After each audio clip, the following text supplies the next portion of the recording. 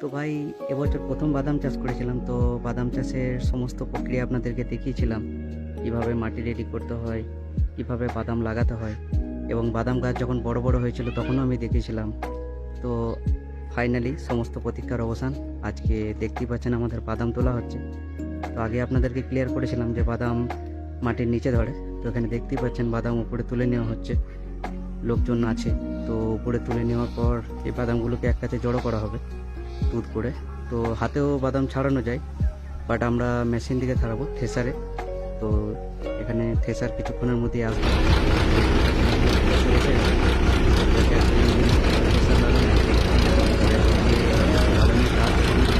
বাদামের কাজ করে দেওয়া হবে একদিকে, আর অন্যদিকে ট্রেকিং হয়ে গাছের ডাল পালা সব ভেঙে যাচ্ছে। আর পিছনের দিকে দেখতে পাচ্ছেন এখানে বাদামগুলো, ফ্রেশ বাদাম গাছ ঝরে ঝরে পড়ছে। তো এটা একটা প্রসেস, এটাতে সময় কম লাগে আর খুব কম সময়ে বেশি কাজ করা যায়।